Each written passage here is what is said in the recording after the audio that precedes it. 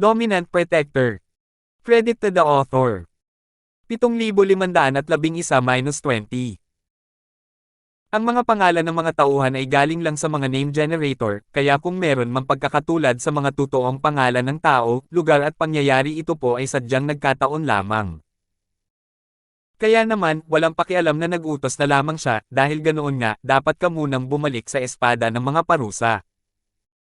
Gumawa na ng mga kaayusan ang organisasyon para magpataw ng mga parusa sa espada ng mga parusa. Maaari kang makipagtulungan sa kanila pagdating ng panahon. Opo. Panginoong Banal na Sugo, gagawin ng nasasakupang ito ang lahat ng kanyang makakaya upang makipagtulungan. Lihim na masaya si Selena. Hindi niya inaasahan na hihilingin sa kanya ng magkabilang panig na bumalik sa espada ng mga parusa. Tila hindi naman mahirap maging isang dobleng ahente. Kaya naman, nagmamadaling bumalik si Serena sa Night Association na masayang masaya. Hindi niya inaasahan na makikita niya sina Terence at Mike sa helicopter. Galit na galit si Serena. Bakit hindi niyo ako isinama noong lumipad kayo pabalik? Hindi ako sumasakop ng espasyo. Bakit niya kinailangang magmaneho ng ganito katagal? Muntik na siyang mad-ulash sa disc. Sa katunayan, alam ni Serena na hindi siya ibabalik ni Terence. Tutal, hindi naman sila magkamag-anak. Kung talagang magkasama silang bumalik mula sa pamilya Steffi, paano niya ito ipapaliwanag kay Mike? Paano niya ito ipapaliwanag kay Morris? Paano kung mabunyag ang kanilang relasyon at matuklasan ito ng nakaitim na messenger? Hindi ba't magiging kilabot iyon? Serena, saan ka ba galing nitong nakaraang 2 araw? Akala ko hindi ka kontento sa espada ng mga parusa, kaya lumipat ka sa ibang night regiment. Ngumiti si Morris nang makita niya si Serena. Itinaas niya ang kanyang kamay at sinabing, halika rito dali, ipapakilala kita sa dalawang ito. Parehong tumingin sina Terence at Mike kay Serena.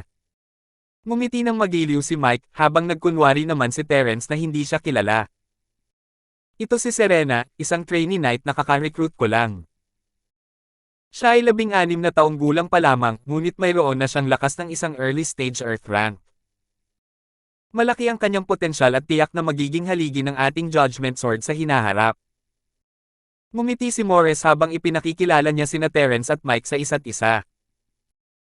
Siyempre, gusto niyang bigyan ni Terence ng payo si Serena, Mr. Ford, kung maginhawa para sa iyo, alagaan mo ang mga batang ito at hayaan silang lumaki ng mas mabilis. Hindi alam ni Morris kung papayag si Terence o hindi, at hindi na siya makapagsalita pa, kaya ipinakilala na lang niya ang dalawa kay Serena. Ito ang Junior Knight ng Night Association, si Mac Gray. Ito si Mr. Ford 08. Hindi maarok ang kanyang lakas. Serena, kung may pagkakataon ka, humingi ka naman ng payo kay Mr. Ford. Makakabuti ito para sa iyo. Opo, Pangulo. Tatandaan ko po iyan. Nakita ni Serena na umaarte si Terence na parang hindi siya kilala, kaya pumayag na lang siya at binati ang dalawa. Iniisip niya na ang pervert na ito ay isang dalubhasa rin pala bukod kay Mike. Tungkol naman sa bagong santuwaryo, sinabi ng Banal na Sugo na nagpadala na siya ng mga tao roon, kaya dapat ay mga eksperto rin sila. Sino ang mananalo sa huli? Sa totoo lang, si Serena mismo ay hindi sigurado kung sino ang inaasahan niyang mananalo. Kung talagang naalis na ang sumpa ng dugo, mas makabubuti kung ang mga tao sa bagong santuwaryo ay makakabalik na talo. Kung hindi ito naalis, mabuti pang mamatay na lang ang Meniochis na to. Mr. Ford, ano ang tingin mo kay Serena? May potensyal ka bang maging eksperto? Hindi sumuko si Morris, gusto pa rin niyang maging interesado si Terence kay Serena. Siyempre, hindi lang ito tungkol sa pagpapalaki sa kanya, mas maganda kung magagamit niya ito para itali si Terence.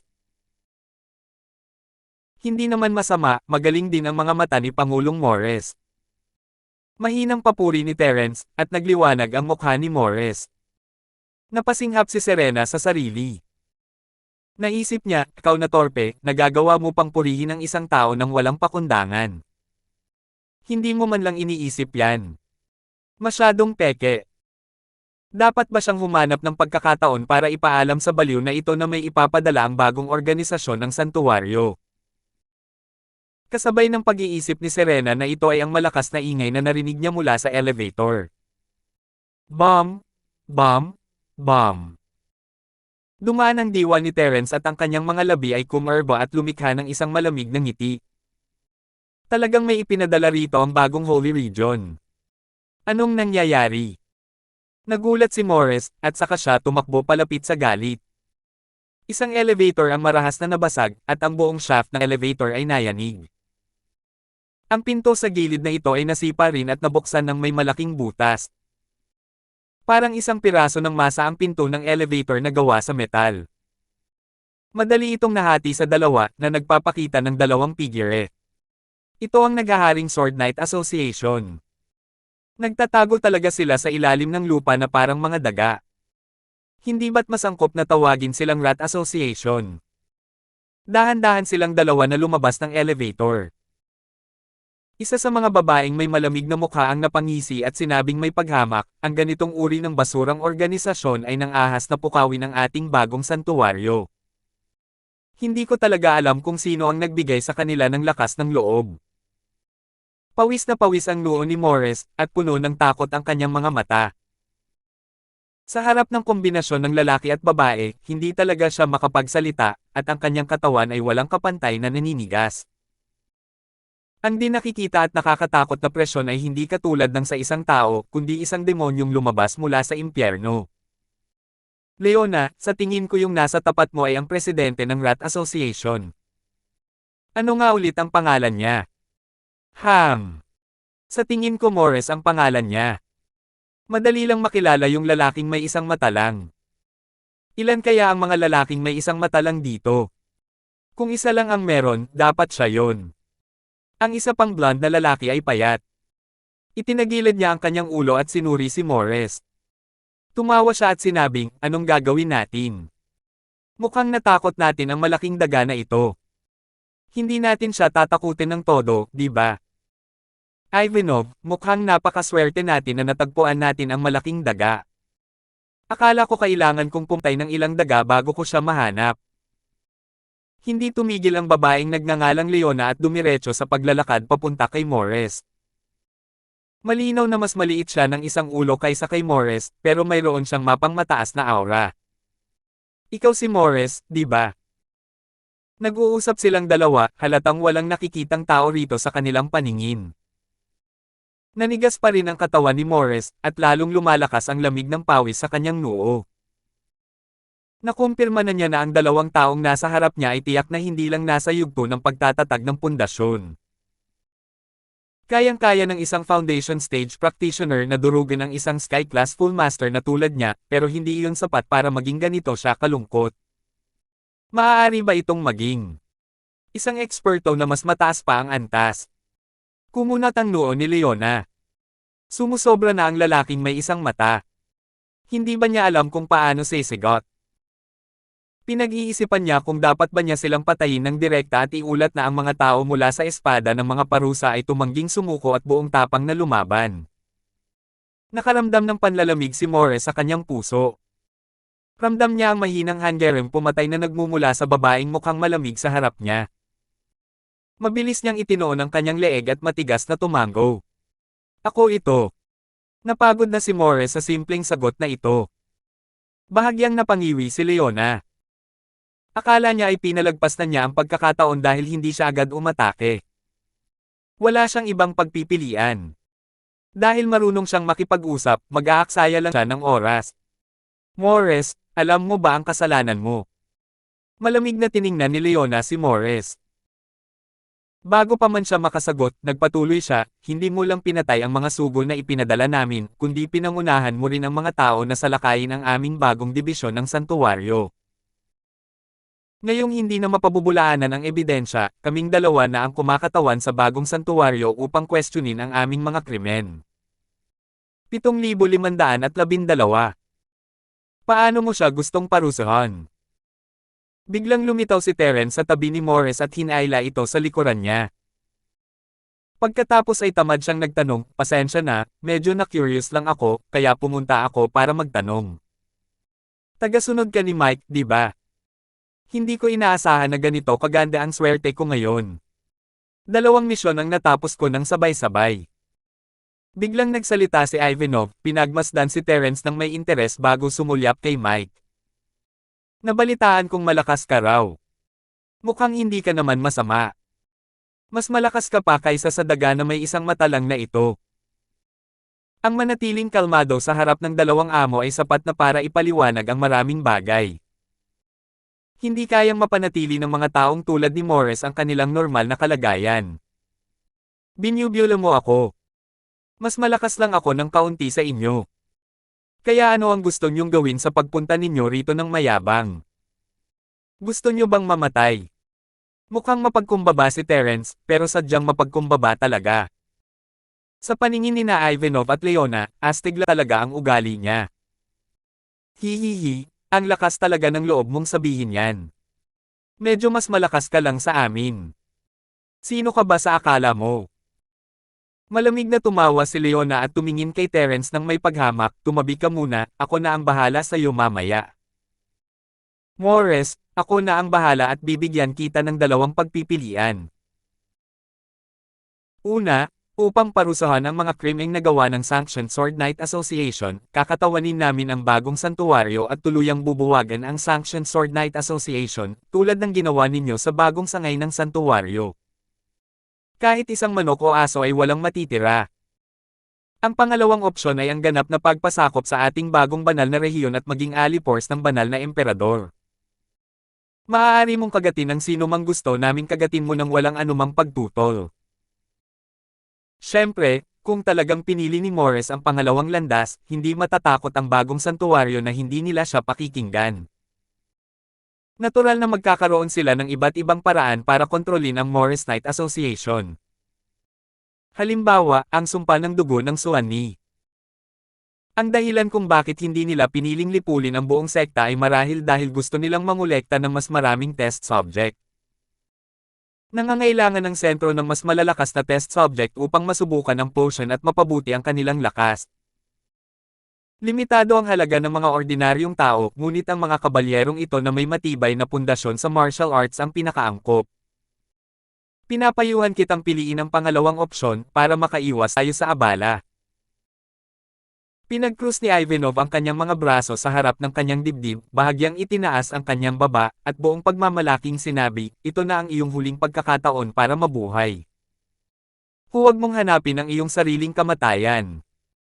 Siyempre, sa totoo lang ay inaabangan ko ang pagpili mo sa unang landas para magkaroon tayo ng pagkakataong mag-ehersisyo. Basang-basa na ng malamig na pawis ang likod ni Morris. Hindi niya talaga alam ang sasabihin. Kung wala si Terence rito, baka pinili na lang talaga niyang sumuko. Tutal, hindi naman nakakahiya ang sumuko kapag nakaharap niya ang 2 kalaban na hindi niya kayang talunin. Kung tungkol naman sa diwa ng kabayanihan, mas mabuting maghintay hanggang sa siya ay mabuhay. Sige, iyon lang. Maaari mo ng pag-isipan at bigyan kami ng sagot mamaya. Malamig ang mukha ni Leona habang humarap kay Terence. Samantalahin natin ang pagkakataong ito para harapin ka, unggoy na may dilaw na balat. Gusto kong makita kung paano ka magiging mas malakas ng kaunti kaysa sa amin. Leona, bakit hindi mo na lang ako hayaang makipag-ayos sa kanya? Tutal, mas makabubuti para sa isang magandang babaeng tulad mo na panatilihin ang iyong kagandahang asal. Humakbang pasulong si Ivanov at hiniling na labanan si Terence, at pinupuri pa nga niya si Leona, ang isang babae ay kailangan lang magbantay mula sa gilid at pagkatapos ay magsaya para sa akin. Tinaas ni Leona ang kanyang kilay. Kahit anong klaseng babae siya, gusto niya ang pinupuri sa kanyang hitsura. Malamig ang mukha ni Leona noon pa man, pero babae pa rin siya. Dahil sinabi mo na, ikaw na ang bahala sa kanya. Ngumiti si Leona. Tulad ng gusto mo. Susuportahan kita mula sa gilid. Tandaan mong tapusin ang laban sa lalong madaling panahon. Hindi natin kailangang bigyan ng masyadong maraming oras si Morris, ang lalaking may isang mata, para mag-isip. Ayon sa gusto mo. Yumuko si Ivanov nang may pagmamagalang bago humarap kay Terence at tumawa. Susunod, tingnan ko ang iyong pagganap. Huwag mong isipin na madali akong pakisamahan dahil lang sa payat ako. Sinasabi ko sa iyo, isa akong mandirigma sa karera ng labanan. Sa harap ng isang mandirigmang tulad ko, sigurado akong hindi ka tatagal ng higit sa 3 segundo. Pagkalipas ng 3 segundo, sumigaw si Ivanov ng may masiglang loob, magaling kang tumakas, pero hindi nito mababago ang resulta. Sigurado akong hindi ka makakatakas ng higit sa 1 minuto. 1 minuto ang lumipas. Nakakadurog ka talaga. Inaamin kong minamaliit kita, pero iyon lang. Sigurado akong hindi ka tatagal ng higit sa 5 minuto. 5 minuto ang lumipas. Sus Mariosep. Isa ka bang loach? Tigil na tayo rito. Tiyak na pupunitin kita ng pira-piraso. Paulit-ulit na iginiit ni Ivanov para lamang siyang sinampal sa mukha mismo. Sa huli, nawalan siya ng interes at mukha para ipagpatuloy ang kanyang paggigiit, at nagngalit ang kanyang mga ngipin at umatake ng buong galit. Sa kabilang banda, si Terence ay nasa isang pasibong posisyon mula pa sa simula, at walang nagbago kahit ilang minuto ang lumipas. Sa unang tingin, parang papatayin siya ni Ivanov anumang oras. Mapanganib talaga ang sitwasyon, at sa bawat pagkakataon, iniiwasan niya ito ng husto. Kung mas mabagal pa sila ng kaunti, tiyak na mapapahamak sila magpakailanman. Ang mga taong hindi nakakaalam ng nangyayari ay iisipin lamang na binubugbog si Terence ni Ivanov, ngunit hindi nila masasabing hindi sinasadyang lumaban si Terence. Nakatanaw si Morris mula sa gilid, mas kinakabahan pa siya kaysa sa kung nilalabanan niya ang sarili. Basang-basa ng pawis ang damit niya, at nag-aalala siyang baka may mangyari kay Terence. Sa ngayon, si Terence na ang huling pag-asa ni Morris. Kung mabibigo si Terence, matatapos ang buong naghaharing Sword Knight Association. Ganon din kay Serena, isa pa rin siyang bagong santo sa panlabas na anyo, pero palihim siyang nag-aalala para kay Terence, umaasang mababaligtad nito ang sitwasyon.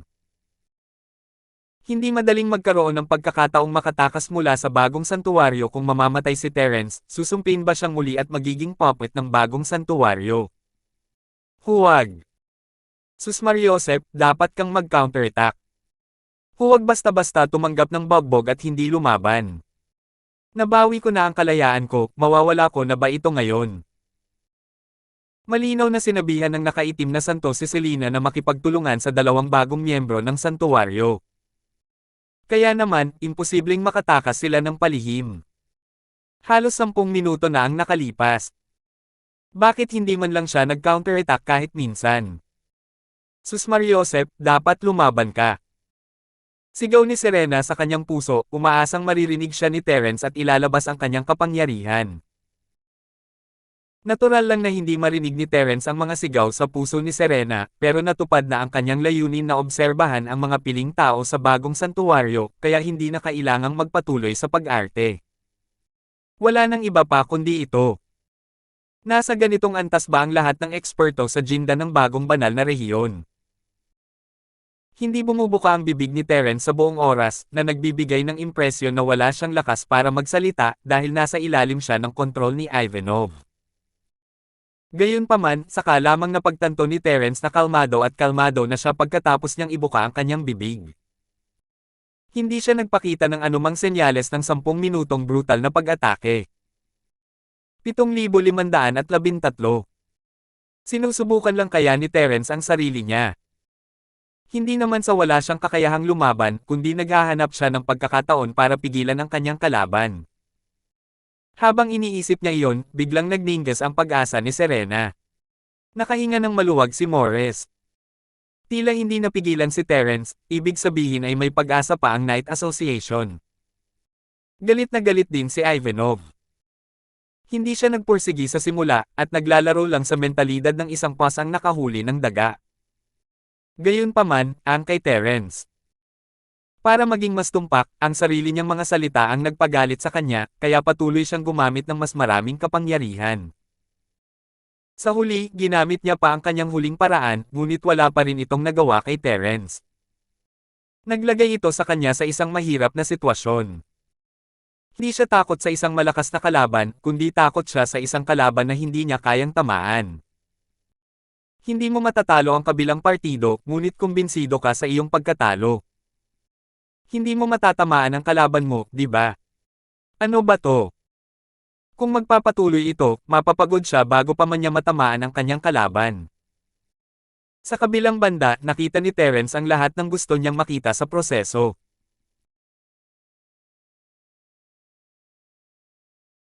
Nagkaroon din siya ng detalyadong pagtatasa sa lakas ng bagong likhang master ng koponan ni Ivanov. Ganoon pa rin ang pangungusap kahit isa siyang tunay na Jiedan Stage Master, mas mahina siya kaysa sa ordinaryong maagang Jiedan Stage, mas malakas lang ng kaunti kaysa sa half-step Jiedan Stage, kaya hindi kalabisan na sabihing isa siyang peking Jiedan Stage Master. Bata, huwag kang masyadong mayabang. Umugang ng paulit-ulit si Ivanov, inaatake si Terence ng mas malakas. Sa kasamaang palad, pagkaraan ng mahabang panahon, hindi man lang niya nataman si Terence. Parang nasa ere lang ang lahat. Ang mga eksperto ng bagong santuwaryo ay talagang makapangyarihan. Kaya nilang punitin ang langit, ang lupa, at ang hangin. Umiling si Terence. Sa husay mo, gusto mo pa ring lipulin ang buong pamilya nila. Ang tapang mo talaga. Ivanov, may kakaiba sa walang hiyang ito. Sabay-sabay tayong sumalakay. Hindi na nakatiis si Leona at inatake si Terence mula sa gilid. Ayaw sumuko ni Ivanov pero naiintindihan niya na hindi na kayang tamaan si Terence. Sa tulong lamang ni Leona ay malimitahan niya ang espasyo ng paggalaw ni Terence at matagumpay niya itong matatamaan ng sabay. Nang magsanib puwersa silang dalawa, agad na nayanig ang kanilang momentum. Sina Morris at Serena, nakakapahinga lang, ay halos mabilaukan, sa takot na baka makita nilang mapatay si Terence sa susunod na sandali. Hehe. Nagsanib puwersa silang dalawa, pero hanggang doon lang ang kaya nilang gawin. Tapos na ang obserbasyon, oras na para tapusin ito. Kalmado pa rin si Terence na parang paru-paro sa gitna ng mga pag-atake ng dalawa. Habang nagsasalita siya, sa wakas ay nagawa niya ang kanyang una at tanging kontra-atake. Agad na pagpatay. Baliwala lang sa paningin ni Terence ang dalawang peking Golden Core Cultivator. Kaya niya silang patayin sa isang tingin lang. Ang makagawa ng galaw ay parang pagmumura na sa kanya. Nabaligtad ang sitwasyon sa isang iglap. Natulala sina Morris at Serena. Hindi pa rin matigil ang kaba sa kanilang mga puso. Tapos na ba? Bakit medyo hindi pa rin ako komportable? Mr. Ford. Ikaw. Ano ang iyong lakas? Kahit isang eksperto sa Jindan ay madali mong nahawakan. Gustong-gusto ni Morris na magpatirapos sa lupa at sambahin si Terence. Hindi mahalaga ang hirap ng unang 10 minuto, ang mahalaga ay nakapatay si Terence ng 2 tao sa unang galaw niya. Kung hindi pa rin niya maintindihan na pinaglalaroan lang ni Terence si Ivanov, kung gayon, talagang tanga si Morris. Si Mike, na dating hindi nakikita, ay tumakbo rin palapit. Lalo niyang hinangaan si Terence ngayon, at iniisip niya kung paano niya mapapaturo kay Terence ang totoong kung fu. Ginoong Ford, kahanga-hanga ka. Hangang-hanga talaga ako sa iyo. Pinag-cruise ni Serena ang mga braso sa harap ng dibdib, mukhang fangirl. Kumunat ang noo ni Terence, hindi niya alam kung nagsasabi ba ng totoo ang babae o hindi. Pero hindi mahalaga kung totoo man o peke, wala nang pakialam si Terence sa iniisip ni Serena. Ginagamit lang siya nito ngayon. Kung si Serena ay tapat na sumama sa kanila, at nakapasa sa pagsusulit ni Terence para makuha ang pagsang-ayon nito, ituturing niya itong parang isa sa mga anak niya. Malawak ang pag-iisip ni Terence, at maraming tao ang tumutol sa kanya noong unang, ngunit kalaunan ay naloko rin siya para sa sarili niyang kapakanan. Halimbawa, ang kanyang unang kalaban, si Leandro, at ang kapatid ni Darwin mula sa gitnang panig ay pawang naging mga kaitiwala ni Terence. Selena, hanapin mo at alamin kung may kinalaman ang 2 taong ito. Alamin mo kung ano ang kanilang mga pagkakakilanlan sa bagong santuwaryo. Utos ni Terence. Dito, ang katayuan ni Serena ang pinakamababa. Bilang isang trainee knight, natural lamang na siya ay inuutusan. Hindi ito ikinagulat ng iilang taong naruroon. Siyempre, gusto ni Terence na pumunta siya dahil taga-bagong santuwaryo rin siya, at mas pamilyar siya sa pagkakakilanlan ng bagong santuwaryo. Oo, sagot ni Serena at masayang tumakbo palapit. Hinanap niya silang dalawa. Itinaas niya ang kanyang ulo at tumingin kay Terence ng may gulat. Mr. Ford, ang dalawang taong ito ay may mataas na katayuan sa organisasyon ng bagong Holy Region. Isa siyang preparatoryong banal na sugo. Ano ba talaga ang isang reserbang santo? Natigilan si Terence hindi ba't mas mababa ang ranggo niya sa Saint, ang Saint Captain. Bakit may preparatory Saint ngayon? Walang access si Serena sa mga matataas na opisyal at elite ng bagong santuwaryo, pero may narinig siyang ilang maliliit na impormasyon, tulad nitong reserbang santo. Ipinaliwanag niya agad matapos makita ang nalilitong ekspresyon ni Terence. Nabalitaan ko na ang 12 banal na sugo ng bagong banal na rehiyon ay pawang may mga takdang posisyon, at sa ibaba nila ay ang kapitan ng mga banal na sundalo. Karaniwan, ang mga kapitan ng banal na armas ay mga eksperto sa ibaba ng Golden Core Stage. Kung makakalusot sila sa Golden Core Stage, automatiko silang magiging mga reserbang banal na sugo. Kapag nasugatan ng isang banal na sugo, ang isang reserbang banal na sugo ay iaangat sa ranggo bilang isang bagong banal na sugo. Sa makatuwid, sa usapin ng katayuan, ang isang reserbang banal na sugo ay hindi isang regular na posisyon. Sila pa rin ang mga kapitan ng mga banal na sundalo.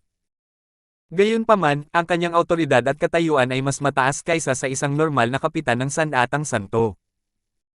Kung ikukumpara sa banal na sugo, ang kapangyarihan at katayuan ay mas mahina. Sa madaling salita, ang isang reserbang banal na sugo ay isa lamang informal na transitional na pagkakakilanlan, ngunit ito ay sapat na marangal sa bagong banal na rehiyon.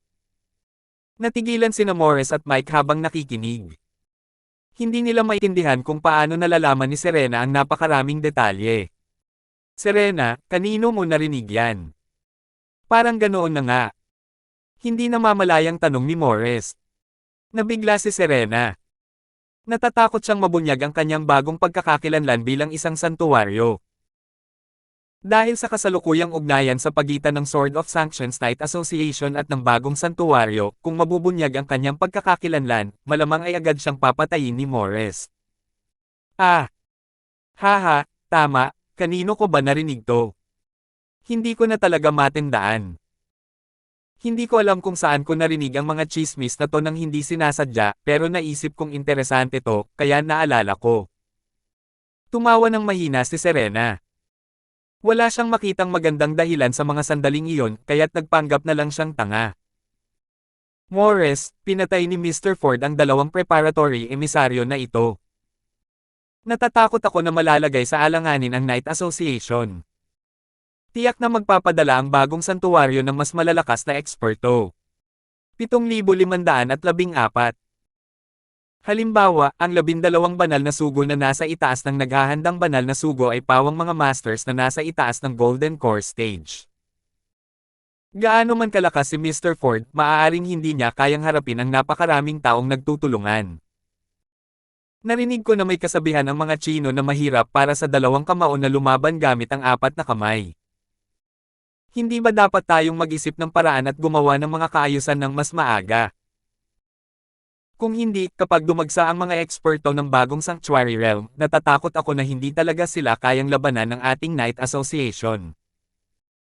Pilit na binago ni Serena ang usapan para maiwasan ang mas malalim na pagtatanong tungkol sa pinagmulan ng impormasyon. Ngumiti si Terence at tumango, hindi ko inakalang ganito karami ang alam mo tungkol sa kulturang Chino, Serena. Maganda ang pagkakagamit ng dalawang pariralang iyan. Pangulong Morris, pakibilisan po at makipagpulong kayo sa naghaharing Sword Knight Association para pag-usapan kung paano haharapin ang bagay na ito. May kakaunting sasabihin lang ako kay Serena. Tuwang-tuwa si Morris, iniisip na talagang interesado si Terence kay Serena. Ito ang isang bagay na ikinatuwa niyang makita. Matapos makita ang mahiwagang lakas ni Terence, mas lalong naging determinado si Morris na kumapit sa binti ni Terence, kahit na maging maliit na balahibo lang ito sa binti niya. Walang problema. Mr. Ford, sige na nga. Pupunta muna ako sa meeting kasama si Knight Mike. Naging mapagmasid si Morris at hinaila palayo si Mike. Hiniling din niya sa iba pang nakarinig ng komusayo na linisin ang mga bangkay at ang sirang elevator. Hindi iyon pinansin ni Terence at pumili ng bakanteng kwarto kasama si Serena bago isara ang pinto. Mr. Ford, Ano po ang maitutulong ko sa inyo? Gagawin ko ang lahat para matapos ang mga utos ninyo. Puno pa rin ng paghanga ang mukha ni Serena habang nagkukunwaring fangirl ni Terence, hindi ko pa nasabi sa iyo ngayon. Pagkatapos kong kontakin ang bagong banal na sugo ng santuwaryo, sinabi niya sa akin na magpapadala siya ng isang tao sa Night Association at hiniling sa akin na makipagtulungan sa kanilang operasyon. Sa huli, hindi man lang nila ako kinontak pagkatapos nilang pumunta rito. Diretso silang pumunta sa pintuan ko. Kung hindi dahil kay Mr. Ford, baka nasangkot na ako dito. Alam ni Terence na hindi seryoso si Serena sa sinabi niya. Tutal, ang layunin ng bagong santuwaryo ay i-recruit si Morris. Kung wala siya roon, baka pinili na lang ni Morris na sumuko. Kung tungkol naman kay Serena, baka dagdagan pa niya ng gasolina ang apoy at hikayatin silang sumuko. Kaya nga kita pinapunta. Ang 2 taong dumating ngayon ay mga reserbang sugo ng banal. Medyo mataas ang kanilang katayuan, kaya dapat silang bigyan ng mas maraming atensyon ng bagong banal na rehiyon. Dahil wala ng balita tungkol sa kanila, darating ang bagong banal na rehiyon para magtanong sa lalong madaling panahon. Ayaw pa ni Terence na madalas na magpakita sa bagong santuwaryo, kaya nakatulong si Serena. Sa halip na hintayin na tanungin ka ng bagong santuwaryo, bakit hindi ka nalang kusang makipag-ugnayan sa santo? Makakabuti para sa iyo na itago ang iyong pagkakakilanlan. Walang problema. Paano mo gustong magulat ako sa santo, Ginoong Ling? Walang pag-aalinlangang tumanggo si Serena. Sinasabi mo ba na hindi sila pumunta sa Night Association? Kung tatakpan natin itong mabuti at buburahin ang lahat ng bakas ng kanilang pagdating, posibleng ang mangyari ito. Hindi tama iyan. Madali kang mabubunyag kung magsisinungaling ka ng ganito. Sa oras na iyon, malalaman agad ng bagong santuwaryo na may mali sa iyo. Hindi na kinailangang isipin pa ni Terence, agad siyang tumanggi. Imposibleng itago ang katotohanang pumunta silang dalawa sa gusali ng Norman. May mga surveillance camera sa lahat ng dako sa labas ng mga kalye. Imposibleng itago ang mga iyon. Pinag-isipan ito ni Serena at sumang-ayon. Kung mabubunyag ang kanyang pagkakakilanlan bilang isang dobleng ahente, papayagan kaya siya ng bagong santuwaryo? Ang sagot ay tiyak na hindi. Kung gayon, ano ang dapat kong sabihin? Hindi naman niya pwedeng sabihin ang totoo, di ba? Kumusta naman ito? Sabi mo dumating silang dalawa sa Night Association, pero sa hindi malamang dahilan, bigla silang nag-away at nag-away. Sa huli, pareho silang nasugatan at nawalan ng kakayahang lumaban, at sinamantala sila ng mga tao mula sa Night Association. Bulong ni Terence sa sarili bago tumawa ng mahina, sa kanilang lakas, kung hindi dahil sa kanilang panloob na alitan, walang sinuman sa mga nasa ilalim ng espada ng mga parusa ang makakagalaw sa kanila. Kaya, ang pahayag na ito ay dapat na makakumbinsi sa mga tao ng bagong santuwaryo. Talaga bang gagana ito?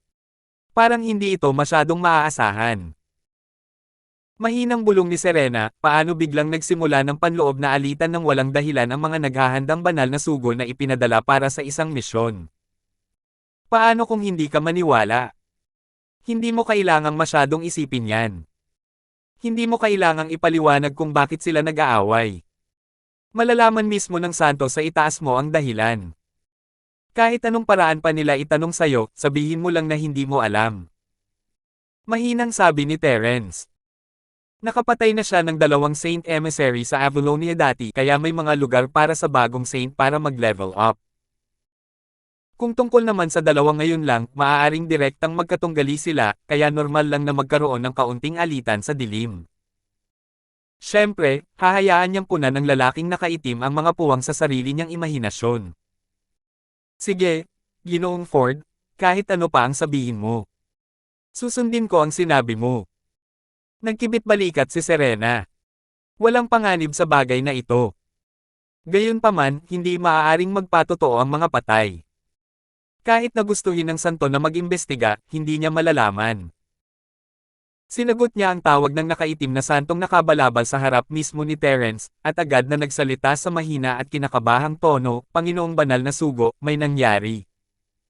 Ano iyon? Ang boses ng santong nakaitim ang balabal ay walang pakialam gaya ng dati, na parang walang anumang bagay na makakapagpaalala sa kanya. Dapat ay nakarating na sa gusali ng mga Norman ang mga taong ipinadala ng organisasyon. Nakita mo na ba sila? Panginoong Banal na Sugo, ang tinutukoy ng nasasakupang ito ay ang dalawang Panginoong iyon. Medyo hindi mapakali si Selena. Nilunok niya ang kanyang laway at nagpatuloy, nang makarating silang dalawa sa Sword of Sanctions ng Knight Association, kakakilala lang nila kay Morris, ang presidente ng Knight Association. Hindi ko alam kung ano ang sinabi nila, pero bigla silang nagtalo. Anong ibig mong sabihin dyan? Bahagyang natigilan ng mensahero na nakaitim ang balabal, at naging matigas ang kanyang tono. Nag-away ba silang dalawa? Ano ang pinagtatalunan ninyo? Umikot ang mga mata ni Serena. Paano ko malalaman kung ano ang pinagtatalunan nila? Sumulyap siya kay Terence, pero wala itong sinabi. Medyo malayo ang nasasakupan na ito at hindi niya marinig ng malinaw. Sa anumang kaso, hindi masyadong nagsalita ang dalawang Darren bago nagsimulang maglaban at wala silang ipinakitang awa. Bahagyang naging magulo ang paghinga ng mensahero na nakaitim ang balabal, na para bang galit na galit. Huminga siya ng malalim at nagtanong sa malalim na boses, ano ang nangyari pagkatapos noon. Kumusta na sila? Iyan ang gusto kong sabihin. Bumagsak na ang dalawang Panginoon. Kumunat ang noo ni Serena kay Terence, ibig sabihin ay hinaipan niya ang sarili niyang trompeta, at wala siyang pakialam kung paano matatapos ang mga bagay-bagay. Sus Mariosep! Paano nangyari ang ganoong bagay? Magkasama ba silang namatay? Pinigilan ng nakaitim na santo ang kanyang galit at umungol, ano ba ito? Ipinadala sila ng organisasyon sa isang misyon, at ganito nila ito isinasagawa.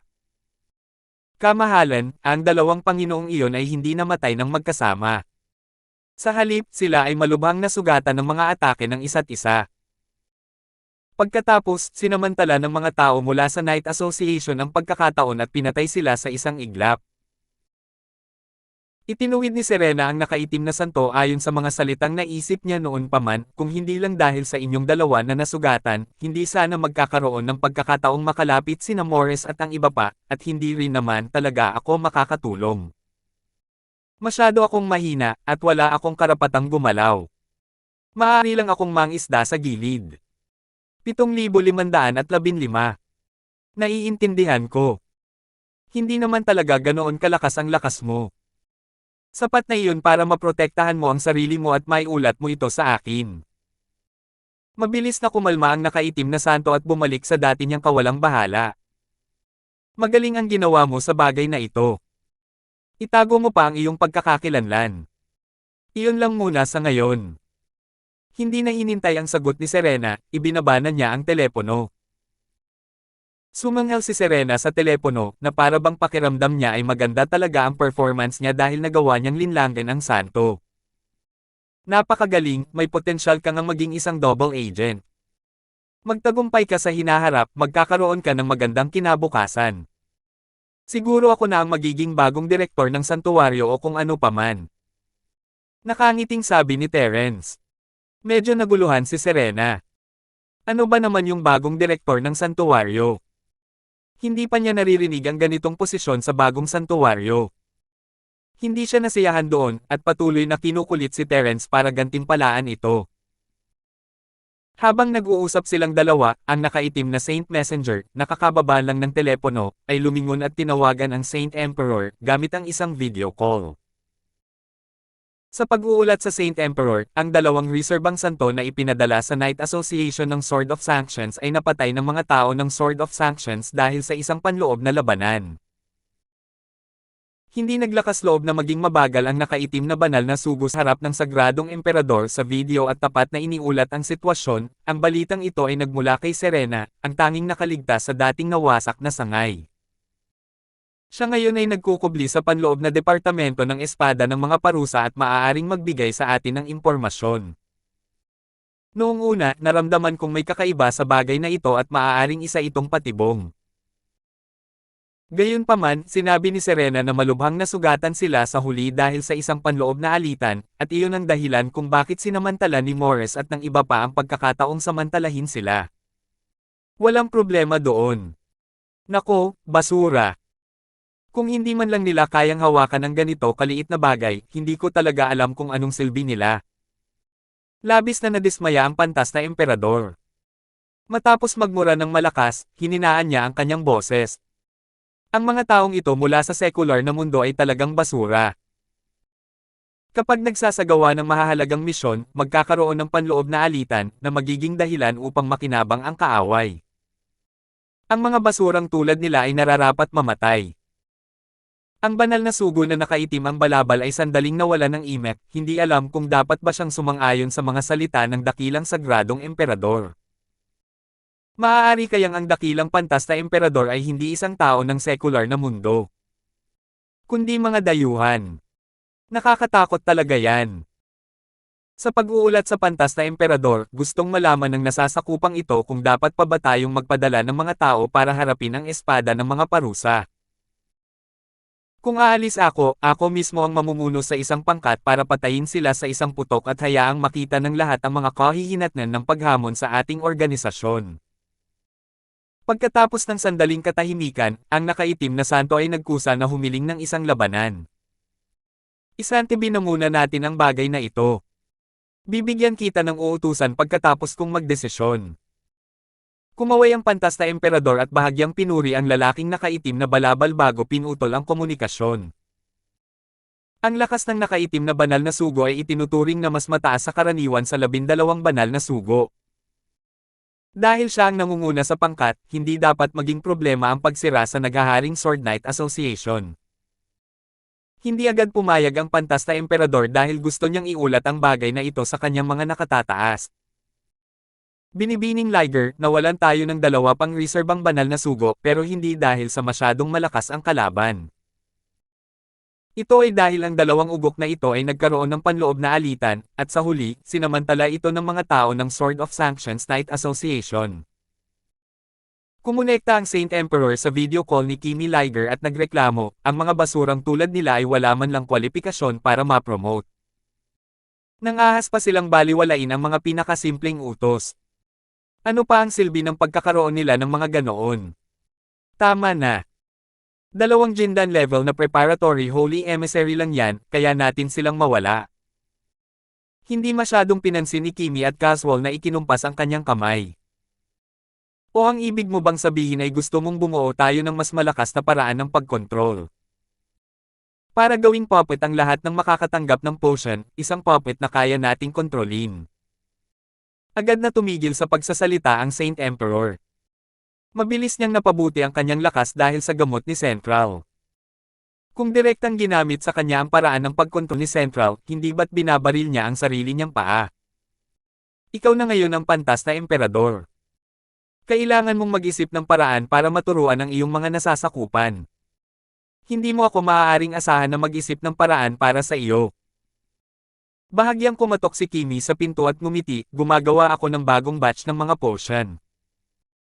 Hanggat magiging matagumpay ito, mabibigyan kita ng mas maraming eksperto na magagamit mo. Kaya, kailangan mong maging mas maingat at isipin kung paano pamunuan ang isang mas malaking koponan. Naiintindihan ko. Salamat, Miss Liger. Bahagyang tumango ang pantas na emperador, saka nagtanong, tungkol naman sa naghaharing Sword Knight Association, dapat ba tayong magpatuloy sa pagpapadala ng mga tao rito? Nakapagpadala na tayo ng 2 grupo. Kung magpapadala pa tayo ng mas marami, sa palagay ko ay mas malakas pa ang mga taong kailangan nating ipadala. Dapat nating subukang lipulin sila ng tuluyan. Hindi mo na kailangang hingin ang opinyon ko sa napakaliit na bagay na to. Gawin mo na lang ang gusto mo. Tutal, ikaw naman ang Saint Emperor ng bagong Holy Region. Tila ayaw makialam ni Kimi sa napakaraming maliliit na bagay, ngunit tila may naisip siya at nagbago ang kanyang isip. O maaari mo munang isantabi ang usapin ng Knight Association. Malapit nang mabuksan ang santuwaryo sa ilalim ng dagat at mabuting panatilihin ang mga ito bilang pamangwit ng kanyan. Kapag natapos na ang usapin sa santuwaryo sa ilalim ng dagat, kung umiiral pa rin ang Night Association na ito, maaari kang magpadala ng isang tao para asikasuhin sila. Naiintindihan ko. Kung gayon, hayaan mo silang mabuhay ng kaunti pa. Tumanggo ang pantas na emperador bilang pagsang-ayon at nagpatuloy sa paksang ito, ang mga paunang paghahanda para sa kaganapan sa sagradong sona ng Seabed ay ginagawa na. Hindi ko lang alam kung gaano karaming tao ang maaakit doon. Ipagpatuloy mo lang ang pagkalat ng mga tsismis. Naniniwala akong ang mga makakarinig nito ay magiging interesado at mag-iimbestiga. Tandaan, huwag mong ipaalam kahit kanino na ang bagong banal na rehiyon ang nasa likod nito. Sabi ni Kimi, ito ang pinakamahalagang bagay sa ngayon, kaya gawin mo itong mabuti. Kung wala nang iba, hayaan na natin yan. Walang anuman. Column, Miss Liger. Matapos putulin ng Saint Emperor ang komunikasyon, bumalik siya upang kontaken ang nakaitim na santo at ipinaalam dito ang desisyon na harapin ang espada ng mga parusa. Walang pagtutol ang nakaitim na santo rito. Tutal, hindi naman malaking bagay ang Night Association sa paningin niya. Madali niya itong makakayanan kahit kailan niya gusto. Hindi niya kailangang magmadali. Sa silong ng gusali ng mga Norman, nakikipagpulong si Morris sa mga knight sa base upang talakayin kung paano haharapin ang posibleng bagong yugto ng paghihiganti ng bagong organisasyon ng santuwaryo. Pinuno ng guild, bakit hindi na lang tayo lumipat? Nabunyag na ang base na ito. Kung sakaling bumalik ang bagong santuwaryo, at magkataong wala ang ikawalong kapatid, natatakot ako na magiging mapanganib ito. Mukhang nag-aalala si Mike at Bangulong, may mga nakatagong lugar ang pamilya namin na maaaring gamiting pansamantalang himpilan. Ano sa palagay mo? Pinuno ng guild, sa tingin ko ay may katuturan ang mga sinabi ni Night Mike. Ang pansamantalang pag-address ay magbibigay daan sa atin upang mas maayos na harapin ang krisis. Parang pag-urong lang ng kamao para mas malakas na sumuntok. May sumang-ayon sa mungkahi ni Mike na mas umani ng pagsang-ayon. 7,516. Maingat na tinapik ni Morris ang mesa gamit ang kanyang kanang hintuturo. Tila malalim ang kanyang iniisip. Maya-maya, itinaas niya ang kanyang kamay bilang senyales na tumahimik ang lahat. May katuturan ng mga sinabi ni Night Mike, pero kung ang espada ng mga parusa ay aalis sa gusali ng Norman, hindi ba ibig sabihin noon ay natatakot tayo sa masasamang puwersa? Dahil walang banta sa buhay niya sa ngayon, muling nagsalita si Morris tungkol sa kabayanihan. Bilang mga banal na kabalyero, hindi natin basta-basta maaaring yumuko ng ganito. Bukod dito, kasalukuyan tayong kumukuha ng mga trainee knight para mapalakas ang ating lakas. Paano natin basta-basta isusuko ang ating base ng ganito? Natigilan ang lahat. Tiningnan nila si Morris ng may kakaibang ekspresyon. Gusto na ba talaga niyang mamatay? Ang mga taong ipinadala ng bagong santuwaryo ay lalong lumalakas ng lumalakas sa bawat pagkakataon. Kinailangan nilang umasa kay Ford 08 na nasa tabi ni Mike para mabuhay ng 2 beses. Habang nag-iisip, humarap si Morris kay Mike at sinabing, "Kabalyero Mike, ang ating espada ng mga parusa ay nasa mahirap na sitwasyon ngayon. Kailangan mong manatili at tulungan kami." Isa itong tunay na kabalyero. Nagtawanan ng lahat sa kanilang mga puso. Sino ba naman ang hindi makakaalam na si Terence pala ang bodyguard ni Mike? Sinabi ni Terence na sasamahan niya si Mike saan man siya naroon, kaya ang pagpapatira kay Mike ay para na ring pagtatali sa isang amo. Ang ganda naman ng plano. Hindi siya pinagdudahan ni Mike. Agad niyang tinapik ang dibdib nito at sinabing, "Huwag kang mag-alala, pinuno ng guild. Tiyak na mananatili ako para mabuhay at mamatay kasama ang lahat. Tiyak na hindi ako tataka sa harap ng labanan." Nagpalitan ng tingin ang mga knight sa gilid at tumingin kay Mike ng may awa. Hanggal na bata, kahit ang presidente ay hindi papayag na tumakas ka. Siyempre, kung nandito sina Terence at Mike, mas ligtas ang Night Association. Walang tumutol dito, at lahat sila ay pumuri kay Mike ng may pagsang-ayon. Sige, Night Mike, may narinig akong mga chismis tungkol sa pamilya Stefford mo noong nasa isang maliit na bayan ako na tinatawag na Kerlon sa tabi ng dagat. Ngayong naisip ko na, medyo interesante pala. Medyo naging mas relax ang kapaligiran. Tila may naisip ang isa sa mga baguhang knight. Ngumiti siya at sinabi kay Mike, sa maliit na bayan ng Kerlon, may isang alamat na nagsasabing ang pamilyang Stepford mo ay isang paksang paborito ng kanilang mga ninuno. May ganoong alamat. Bakit hindi ko alam? Bahagyang nagulat si Mike, ngunit agad siyang naging interesado. Nabalitaan ko na ang ating mga ninuno ay mga tauhan ni Napoleon. Ang mga tao ba sa bayang iyon ay mga inapo ni Napoleon? Ang mga sinaunang pamilya sa Europa magbibigay pansin ng husto sa kanilang makasaysayang pinagmulan, ngunit matapos maging higanti sa nabigasyon ang pamilyang Stepford sa modernong kasaysayan, hindi na nila pinag-uusapan ang ganitong uri ng mana. Sa anumang kaso, sa aristokratikong bilog ng Europa, ang pamilyang Steffi ay hindi maaaring walang lugar, at hindi nila kailangang umasa sa kanilang mga ninuno. Hindi. Ayon sa kanila, ang iyong pamilya ay may mahabang kasaysayan, malayo sa panahon ni Napoleon. Ang mga katutubo ng Kerlon ay sinasabing mga inapo ng hari ng ahas sa dagat, si Sat, at ang iyong pamilya ay sakop ng hari ng ahas sa dagat, si Sat. Hahaha, pati ang hari ng ahas sa dagat ay lumitaw na. Nagbibiro ka ba? May mga taong natawa at nagpahayag ng kanilang kawalan ng paniniwala, habang ang iba naman ay tumawa at umalangaw-ngaw, iniisip na isa lamang itong alamat na ginagamit upang pasiglahin ang kapaligiran. Si Mike lang ang hindi napigil ang matawa. Dati, hindi siya maniniwala sa alamat ng hari ng ahas sa dagat, ngunit pagkatapos ng insidente sa isla ng Sirena, mahirap sabihin. Dahil nga may mga maalamat na sirena, at maging ang ina po ng sirena na si Justina, ay lumaki kasama niya, ano ang kakaiba tungkol kay Kerlon na ina po ng hari ng dragon sa dagat, Sat? At kung ang mga tao ng Kerlon ay tunay ng mga ina po ng hari ng ahas sa dagat, tila makatuwiran na ang pamilyang Stepford ay kamag-anak ng hari ng ahas sa dagat, si Sat. Tutal, noong panahon ng dakilang paglalayag, tanging ang mga barko ng pamilyang Stepford lamang ang hindi kailanman inatak ng mga bagyo at iba pang panganib. Dati, dahil ito sa banal na perlas na nagpapakalma sa dagat. Ngayong naisip niya ito, saan nga ba nanggaling ang banal na perlas na nagpapakalma sa dagat? Ito kaya ang kayamanang ipinagkaloob ng hari ng ahas sa dagat.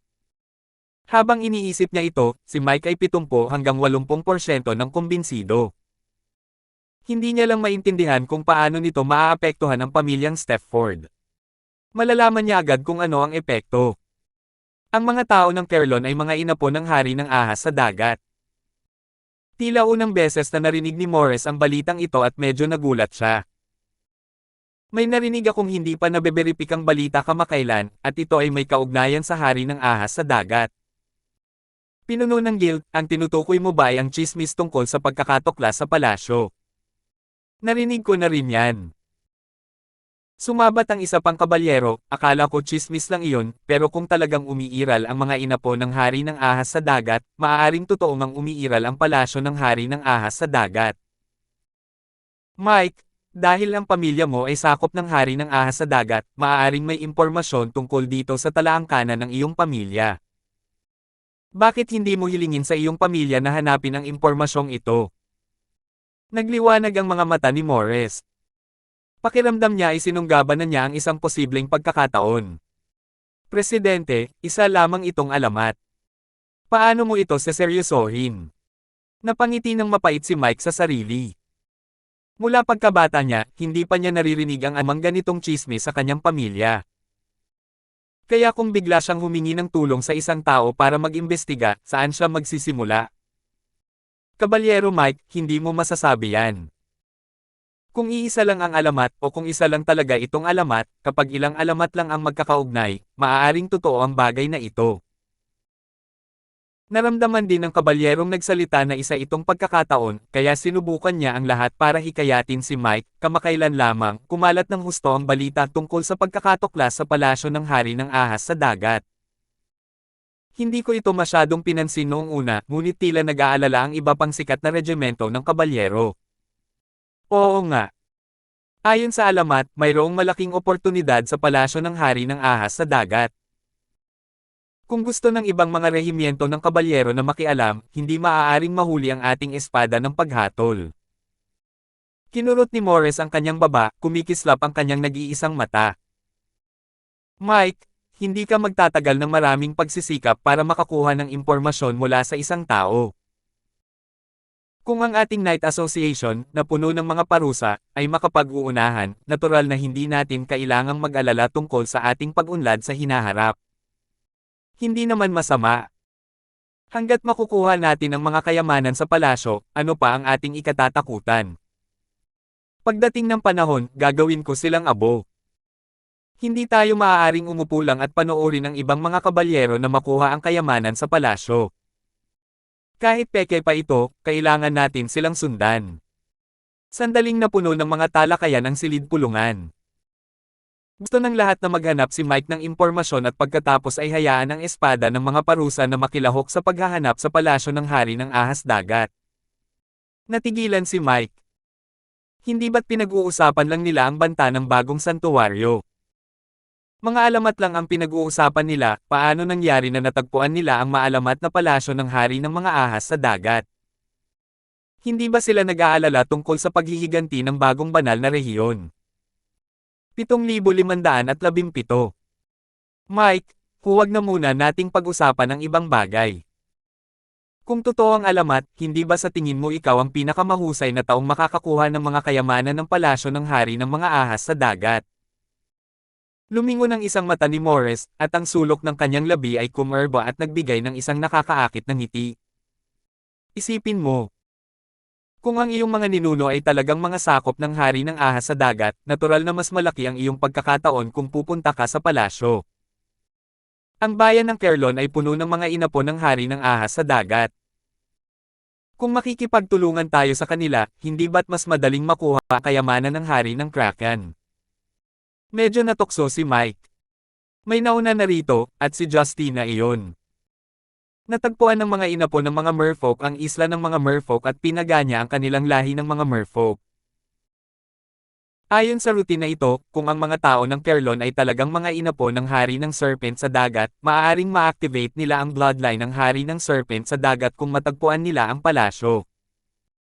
Sa oras na iyon, isang grupo ng mga dragon sa dagat ang isisilang. Nakakatakot isipin pa lang. Mahirap sabihin. Ang bayan ng Kerlon ay nabinyagan ng digmaan at tuluyang nawasak sa kasaysayan. Maging ang mga guho ay naging abo. Ang kasalukuyang bayan ng Kerlon ay muling itinayo kalaunan, at ang mga taong naninirahan doon ay walang kaugnayan sa mga orihinal na residente. Ang kabalyerong nagsalita kanina ay nagsaliksik tungkol dito, kaya ipinaliwanag niya, kung ikukumpara sa maliit na bayan na ito na nawalan ng mana, sa palagay ko ay mas maaasahan ang pamilya Steffi ninyo. Bukod dito, ang mga tao sa bayan ay pawang mga ordinaryong tao, kaya wala silang kakayahang hanapin ang palasyo ng hari ng ahas sa dagat. Napukaw ang interes ni Mike.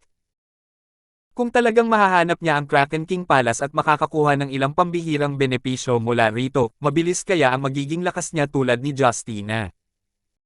Dinala ni Terence si Serena sa silid pulungan habang nag-aalangan ito.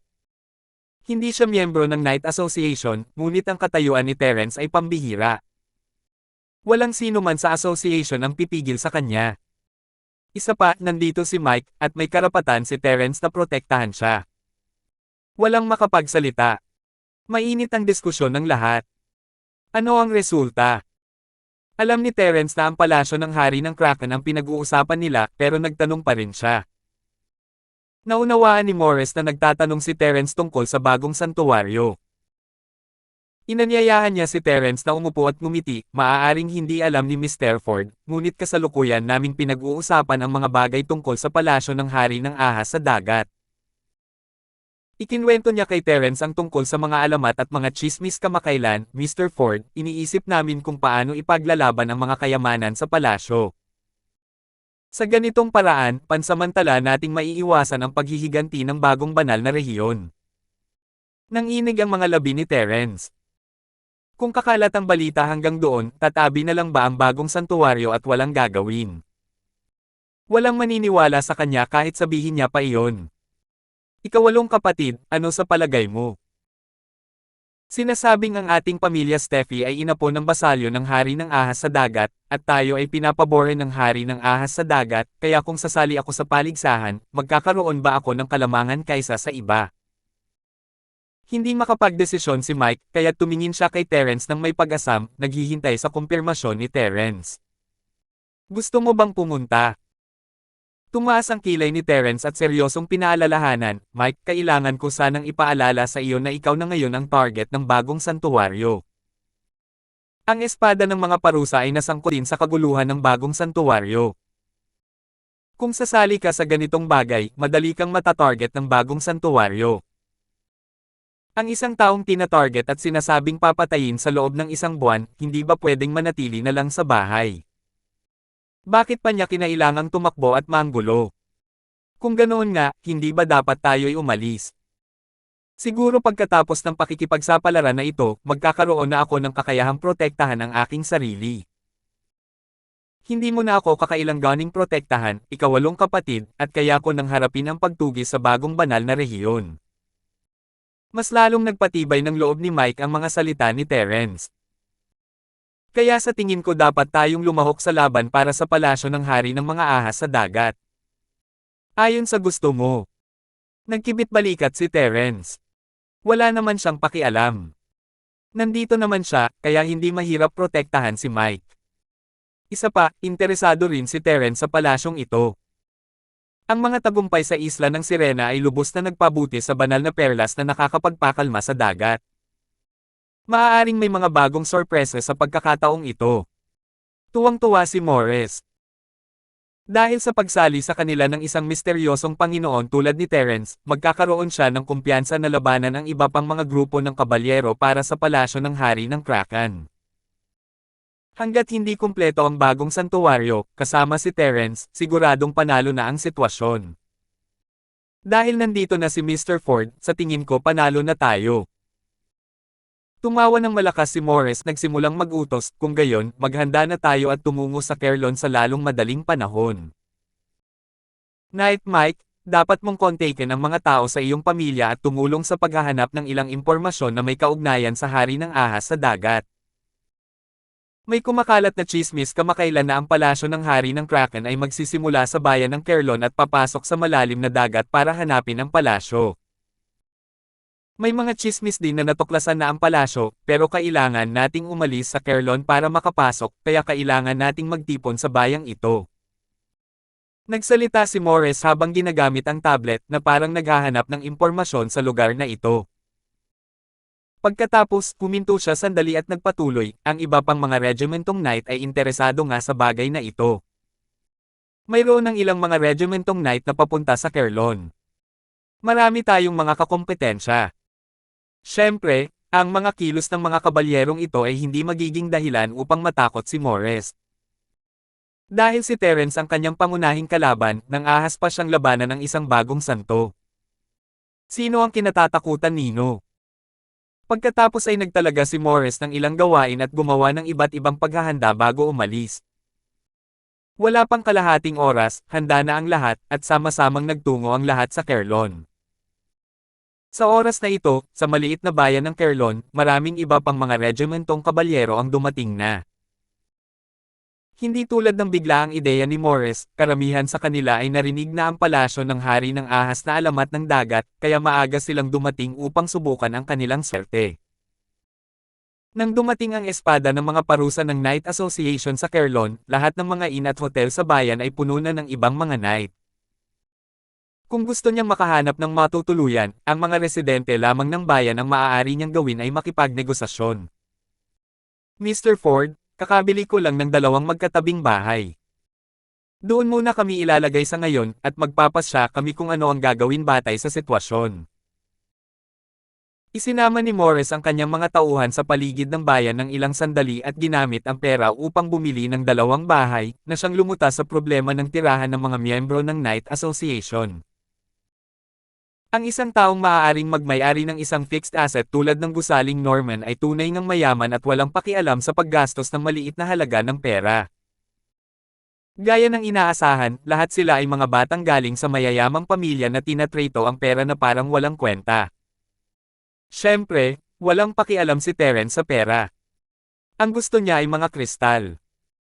Pangulong Morris, pwede po ninyong ayusin ang mga bagay na ito. Hindi ninyo kailangang hingin ang opinyon ko. Bodyguard lang po ako ni Mike.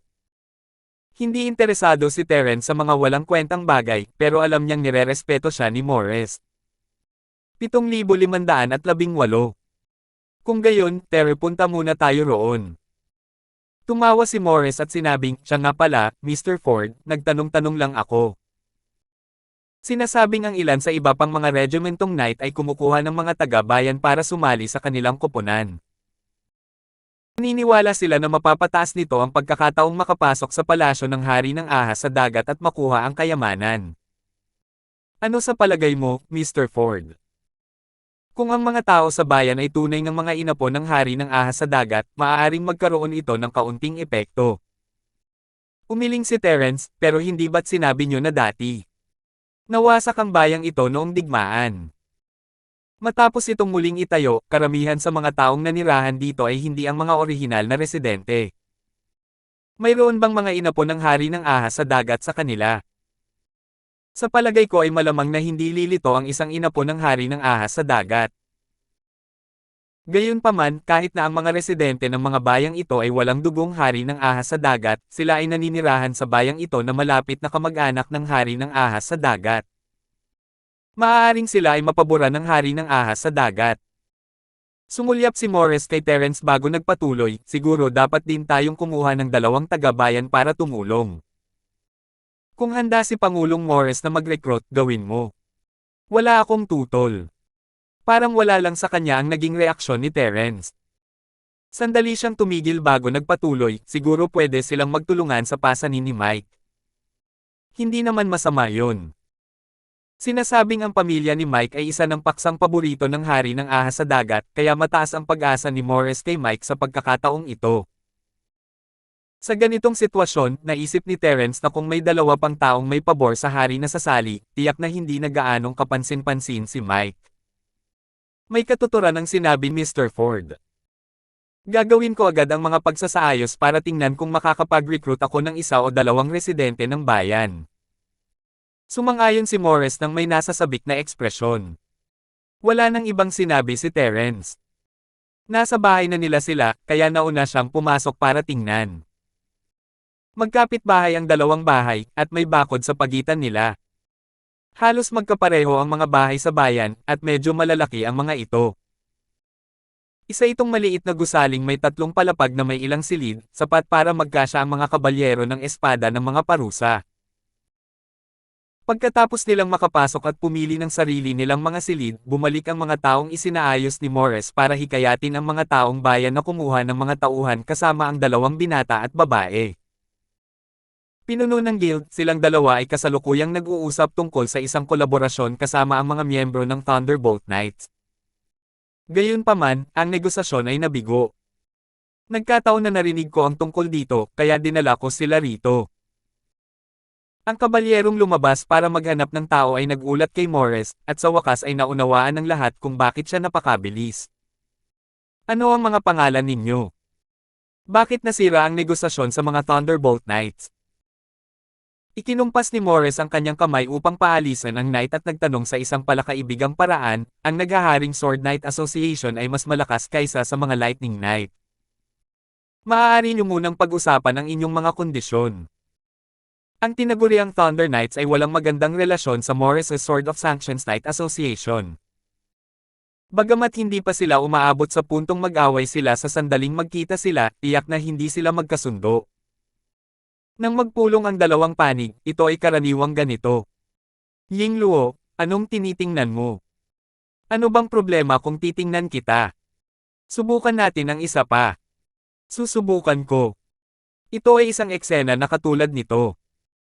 Sa makatuwid, walang anumang psikolohikal na presyon para maarang ni Morris ang kandidatong pinili ng Thunder Knight sa kalagitnaan. Ako si Adan Paul, at siya si Chris. Pareho kaming taga-Kerlon, alam mo yan. Kalmado ang binata, hindi man lang nag-iingat tulad ng isang ordinaryong tao sa harap ng isang makapangyarihang tao. Hindi ko alam kung mayroon tayong lahi ng hari ng ahas sa dagat, pero naniniwala ako na tayo nga ang mapalad na pinagpala ng hari ng ahas sa dagat. Kaya, tamang desisyon na humingi ka ng kooperasyon sa amin. Ah, parang may kwento sa likod nito. Bakit hindi mo sabihin sa amin? Tingnan natin kung paano ka pinagpala ng hari ng ahas sa dagat. Kumunat ang noo ni Morris, at isang kislap ng interes ang sumilay sa kanyang mata. Huwag kang mag-alala, ang espada ng mga parusa ay tiyak na hindi magiging kuripot sa ating kapital para sa mga kapakipakinabang na kasosyo. Walang problema. Ikukwento ko muna sa iyo ang nangyari sa amin ni Chris. Bahagya niyang itinaas ang kanyang baba at may pagmamalaking sinabi, noong nakaraang tag-araw, naglayag kami ni Chris at bigla kaming nakaranas ng bagyo. Akala ko tapos na kami, pero teka. Siguro nakaligtas kayong lahat. Humagalpak ng tawa si Morris at umakto bilang isang kwalipikadong katulong. Gayunpaman, lahat sila ay nakatayo sa harap niya, at hindi sila nakaligtas. Mga multo ba sila? Bahagyang natigilan siya, at pakiramdam niya ay medyo kulang sa pamantayan ang kanyang mga salita. Biglang nahiya ang kanyang ekspresyon. Siyempre, hindi lang kami nakaligtas, hindi rin naman nasira ang barko namin. Kung may alinman sa malalaking alon na dulot ng bagyo ang tumama sa barko namin, tiyak na matatapos kami. Gayunpaman, wala kaming nasira mula simula hanggang katapusan. Seryoso niyang sinabi, naiisip mo ba? Ang nakakatakot na bagyong iyon ay nagpasiklab ng malalaking alon sa paligid namin.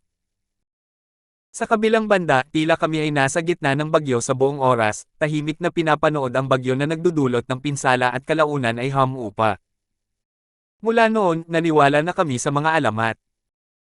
Kahit hindi kami mga inapo ng hari ng ahas sa dagat, tiyak na mga tao kami sa ilalim ng kanyang pangangalaga at proteksyon.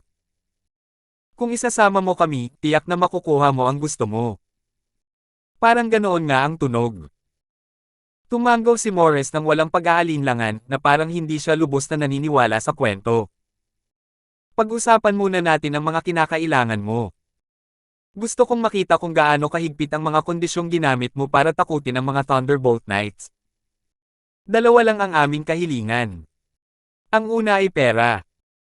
Pagkatapos makipagpalitan tingin kay Chris, inabot niya ang kamay niya at sinabing, 5 milyong euro. Sa tingin ko hindi naman malaking halaga yan para sa'yo, di ba? Malaki talaga ang gana ninyo, pero hindi naman kulang sa pera ang espada ng mga parusa. 5 milyon yan, papayag ako. Hindi nagatubili si Morris at agad na nagdesisyon, ano pa ba ang gusto mo bukod sa pera? Bagamat hindi kasing yaman ni Morris ang boss ng Thunder Knights, hindi naman ito ganoon kayaman para hindi sila makapagbigay ng 5 milyong euro. Malinaw na ang pangalawang kondisyon ang pinakamahalaga. Bukod sa 5 milyong euro, gusto rin namin ang ikasampung bahagi ng nakuha namin mula sa palasyo ng hari ng ahas sa dagat. Ayos lang ako, mahinahong sabi ni Adan Paul. Agad na nagsigawan ang mga miyembro ng naghaharing Sword Knight Association sa gilid. Ikasampung bahagi ng ani. Hindi ka ba natatakot na mamatay sa kabusugan? Dalawang ordinaryong tao ang talagang nang ahas na humingi ng ganoon kalaking presyo. Hindi nakakapagtaka na nabigo ang mga Thunderbolt Knights na makipagnegosasyon sa kanilang dalawa. Kung isa itong taong mainitin ng ulo, baka direkta na nila itong pinatay. Hehe, ang lakas ng loob mo talagang magsabi ng totoo. Kami, ang Knight Association, ay nagpadala ng napakaraming tao. Sa huli, bukod sa 5 milyong euro, bibigyan ka pa rin namin ng ikasampung bahagi ng ani. Sa tingin mo ba ay angkop iyon? Hindi nagalit si Morris, sa halip ay ngumisi, o sa tingin mo ba ay napakagaling mo kaya wala kaming pagkakataong magtampay kung wala ka? 7,519. Ginoong Pangulo, huwag po sana kayong magkamali ng intindihin. Si Chris, na tahimik lang sa lahat ng oras na ito, ay biglang ngumiti at nagsabing, hindi naman kalabisan ang aming kahilingan. Ang ikasampung bahagi ng ani ay tiyak na hindi kalakihan. At kung hindi tayo gaganap ng mahalagang papel sa buong proseso, hindi natin kailangang kunin ang bahaging ito. Ang boses ni Chris ay napakaganda, at ang kanyang tono ay napakahinahon. Ang pakikinig sa kanyang pagsasalita ay nagbigay sa mga tao ng pakiramdam ng ginhawa. Ang mga dating galit na miyembro ng ruling sword ay lubos na kumalma matapos marinig ang mga salita ng kabilang panig. Kung ganoon, hindi imposible. Nag-isip sandali si Morris at hindi direktang sumang-ayon. Pero sobra pa rin ang ika-10 bahagi. Paano kung ganito, bibigyan kita ng 10 milyong euro, at kung may maibibigay kang natitirang kontribusyon sa panahon ng operasyon, bibigyan kita ng 5% ng ani. Paano? Ang gusaling Norman pa lamang ay nagkakahalaga na ng daan-daang milyong euro. Wala na ang 10 milyon para kay Morris. Ang 5% na bawas na may mga kondisyon ay ang limitasyon na kaya niyang tanggapin. Kung hindi sila nasiyahan, palalayasin niya sila at hahayaan ang sino mang gustong gumamit sa kanila. Hawak pa rin ni Mike ang espada ng mga parusa, kaya hindi mahalaga kung hindi lumahok ang mga tao ng Kerlon. Isa pa, bukod sa kanilang dalawa, maaaring makapag-recruit pa siya ng iba pang mga mamamayan ng Kerlon. Sige. Nagkatinginan kami, at inabot ang kanang kamay niya kay Morris, sana ay makapagtulungan tayo ng maayos. Medyo nagulat si Morris. Hindi niya inaasahan na magiging ganito kaprangka si Adrian Polo.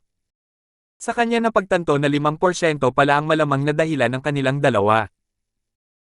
Dati, napakataas lang ng presyong hinihingi nila, at ngayong kontento na sila sa bayad, natural na makikipagtulungan na sila. Maligayang kooperasyon. Ngumiti si Morris at nakipagkamay sa kanya. Ngayon ay may tiwala na ako sa inyo. Siguro ay talagang makakatulong kayo. Ganito rin para kay Mr. Guild Leader. Mas malaki ang tiwala namin sa espada mo para sa paghatol. Kung pumayag lang sana si Mr. President sa kahilingan namin, baka nag-alala na kami na baka patayin mo kami. Tumawa si R. Diablo at prangkang sinabi, kapag ang malalakas ay nakaharap sa mahihina, kung sumasang-ayon sila sa mga kondisyon ng mahihina nang hindi nag-iisip, natatakot ako na may balak silang patahimikin ang mahihina, hindi ba?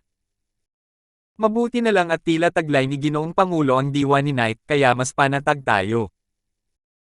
Sa wakas ay naunawaan na ni Morris na ang mga kondisyong iniaalok ni Adrian Polo ay hindi lamang para makipagtawaran, kundi para subukan din ang mga bagay-bagay. Ngayong prangka niyang sinabi ang kanyang intensyon na subukan sila, hindi mahahalata nitong mas lalong pinaglapit ang ugnayan ng lahat.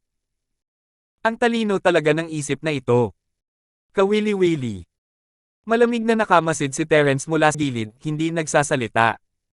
Hanggang ngayon, interesado talaga siya sa dalawang ito. Marahil ay makakatulong talaga sila sa operasyon. Chris, magkaibigan na tayo simula ngayon. Selena ang pangalan ko. Si Serena, na nasa tabi ni Terence, ay masayang bumati kay Chris matapos makumpirma ang kasunduan. Tila tuwang-tuwa siya na may kasama siyang isang batang babae. Ngumiti si Chris bilang tugon sa mainit na pagbati ni Serena. Mabilis silang nagkasundo at naging matalik na magkaibigan na nagkwentuhan tungkol sa lahat ng bagay. Sa pagdaragdag ng dalawang tagabayan, halos kumpleto na ang pangkat. Ngayon, kailangan na lang nilang maghintay para mapatunayan kung totoo ang alamat o hindi. Nang gabing iyon, nagpadala ng liham ang pamilyang Stepford. Hindi nila nakita ang impormasyong hinahanap ni Mike, ngunit sa mga talaan ng pamilya, mayroong talagang malabong pagbanggit tungkol sa proteksyon ng hari ng ahas sa dagat at wala nang iba pa. Inisip ng pamilya na ang pangungusap na ito ay maaaring tumutukoy sa dagat na nagpapakalma sa perlas at hindi maaaring gamitin bilang patunay ng relasyon ng hari ng ahas sa dagat. Siyempre, hindi kapanipaniwala na ang pamilyang Stepford ay nagtataglay ng isang mahiwagang kayamanan tulad ng perlas na nagpapakalma sa dagat, kaya makatuwiran na ito ay may kaugnayan sa hari ng ahas sa dagat. Medyo nadismaya si Morris na wala siyang makitang anumang kapaki-pakinabang na impormasyon mula sa pamilya Steffi, ngunit wala siyang magagawa tungkol dito. Ang tanging nasabi niya na lang ay inalo niya ang sarili na kahit papaano ay mas magaling sila kaysa sa ibang mga Knight Regiment kung sina Mike at Ford ay nasa 08. Sa mga sumunod na araw, parami ng parami ang mga taong pumupunta sa Kerlon. Mayroong halos 1,000 mga kabalyero at mga organisasyon na may iba't ibang laki. Tila nagtipon-tipon sa maliit na bayang ito ang lahat ng makapangyarihang tao sa Europa. Dahil sa takot na matuklasan ng bagong santuwaryo, sina Morris at ang iba pa ay nanatili sa bahay hanggat maaari at nagpadala lamang ng ilang junior knights upang makipagtulungan kina Dean Polo at Chris upang mangalap ng impormasyon at bumili ng mga supply sa bayan. Ginoong Ford, tila hindi lumitaw sa bayang ito ang mga tao mula sa bagong santuwaryo. Hindi ba sila dumating? O ikaw ba ay pumunta at nagtago? Nakatayo si Morris sa tabi ng bintana, nag-aalala. Walang nakitang bakas ng bagong banal na rehiyon ng ating mga kababayan. Wala ba silang pakialam sa nangyari sa palasyo ng hari ng ahas sa dagat? Ha? Hindi ba't mas mabuti kung hindi sila pupunta? Gusto mo bang makipaglaban sa bagong banal na rehiyon dito? Sabi ni Terence habang nakahiga sa sofa, nag-aalala. Ayon sa ugali ng Central, siguradong makikialam sila pagkatapos malaman ang tungkol sa pagkakatuklas ng isang himala. Tama si Mr. Ford. Kung talagang lilito ang bagong banal na rehiyon sa oras na ito, sa palagay ko ay may pagkakataon talaga tayong bigyan sila ng matinding dagok. Sa kabilang banda, tumango si Morris ng seryoso. Lihim akong nakipag-ugnayan sa ilang night regiment na maayos naman ang pakitungo namin itong mga nakaraang araw. Kung may lilito mula sa bagong santuwaryo, magsasanib puwersa kami para labanan sila. Tutal, ang masamang organisasyong ito ay nilipol ng lahat. Nagkibit-balikat si Terence. Kung talagang gustong lumaban ng bagong santuwaryo, kahit lahat ng mga kabalyero sa bayang ito ay hindi makakalaban nila. Ito ay dahil ang mga tinaguriang eksperto ng mga Night Regiment na ito ay katumbas lamang ng mga banal na sandata ng bagong banal na rehiyon o ng mga piling banal na sandata. Hindi pa kasama rito ang 4 na General na Santo, 8 Saint Master, at 12 Santong Sugo ng bagong banal na rehiyon. Kahit ilang preparatoryong emisaryo lang ay sapat na para lipulin ang buong team dito. Pero ngayon, wala nang bakas ng bagong santuwaryo. Medyo nag-aalala ako. Ang di nakikitang kaaway ang pinaka-nakakatakot. Buntong hininga ni Morris. Sige, wala nang saysay na mag-alala ka pa tungkol sa bagong santuwaryo ngayon. Nakipag-ugnayan ka na ba sa mga kabalyero para maghanda sa pagsasama-sama ng puwersa sa paggalugad sa palasyo ng mga ahas sa dagat? Ayaw masyadong pag-usapan ni Terence ang tungkol sa sentro at sa bagong santuwaryo, hindi alam ng isang taong tulad ni Morris kung gaano sila nakakatakot. Mas mabuting hayaan na lang silang mag-focus sa palasyo. May plano ako, pero titingnan ko muna kung paano ito mangyayari. Hindi ko lang alam kung nasaan ang palasyo ng hari ng ahas sa dagat. Lumapit si Morris at naupo sa sofa sa tabi ni Terence, may mapait na ngiti sa kanyang mukha. Sinasabing may nakatagong daan patungo sa Kraken Palace sa bayang ito, at malapit nang mabuksan ang daan na ito, pero hindi ko alam kung gaano ito katagal. 7,520. Pagkasabi niya nito, biglang nayanig ang buong bayan ng Kerlon. Lindol. Bahagyang natigilan si Morris. Tila hindi pa nakaranas ng lindol ang lugar na ito noon. Tutal, isa itong maliit na bayan sa tabi ng dagat. Kung may lindol, susundan ito ng tsunami, at ito na ang magiging katapusan ng mundo. Hindi dapat lindol, kundi paggalaw mula sa karagatan. Maaari kayang ang daan na nabanggit mo ay patungo sa palasyo ng hari ng ahas sa dagat. Pinalawak ni Terence ang kanyang espiritual na pandama sa karagatan at may natagpuan siyang isang bagay. Sa ibabaw ng dagat sa di kalayuan, isang siyam na palapag na may kintab na pagoda ang tumatago sa mga ulap. Ang siyam na palapag na glazed na pagoda ay naiiba sa pangkalahatang estilo ng arkitektura ng kanluran.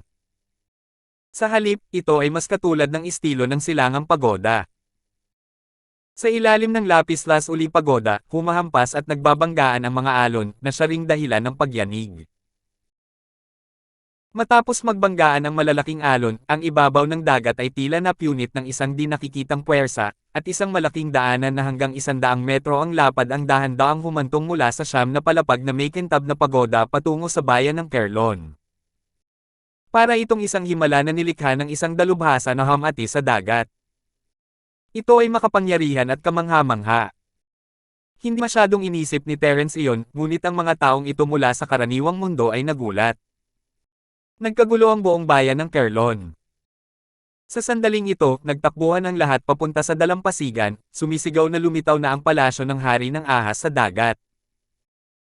Sa katunayan, wala ni isa sa kanila ang nakakita sa palasyo ng hari ng ahas sa dagat ni hindi nila alam kung ano ang hitsura nito.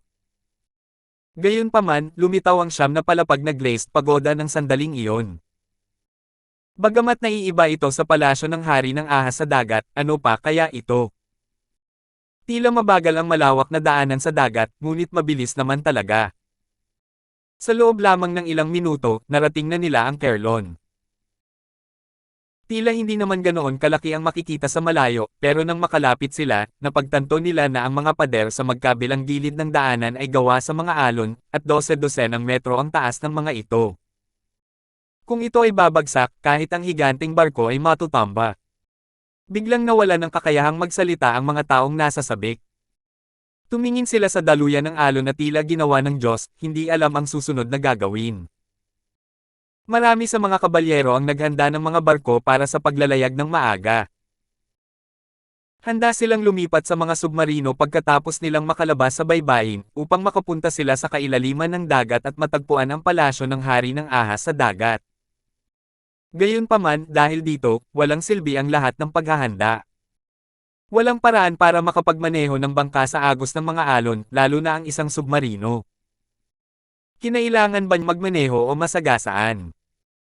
Ilang segundo lamang ang itinagal ng katahimikan bago sumugod palabas ang isang lalaking nasa katanghaliang gulang.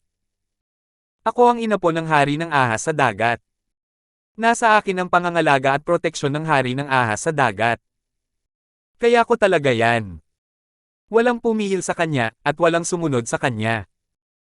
Nakatutok ang mga mata ng lahat sa kanyang likod, gustong makita kung makakahanap ng daan ang batong kanilang ibinato.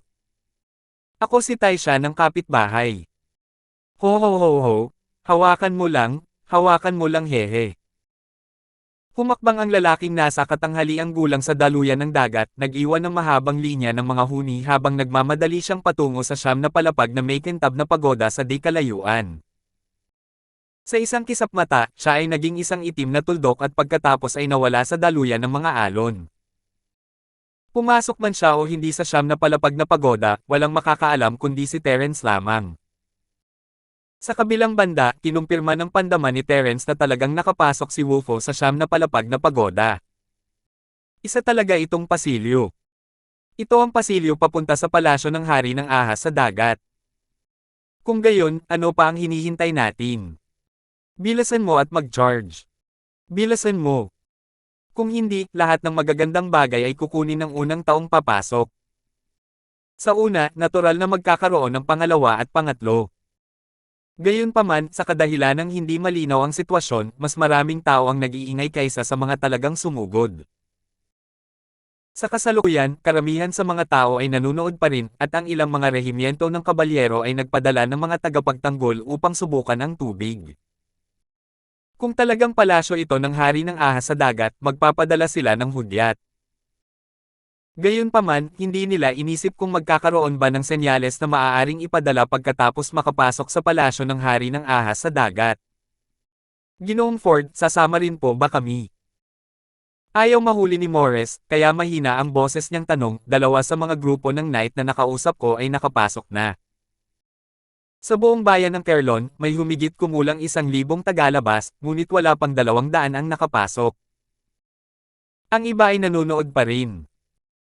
Kung hindi kikilos si Terence, hindi maglalakas loob si Morris na magpanggap na hindi totoo.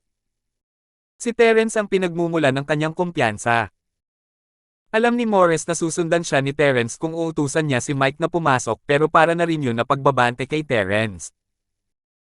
Kung mag-iwan sila ng masamang impresyon kay Terence at hindi siya kumilos sa kritikal na sandali, hindi ba't mamamatay ang buong Night Division?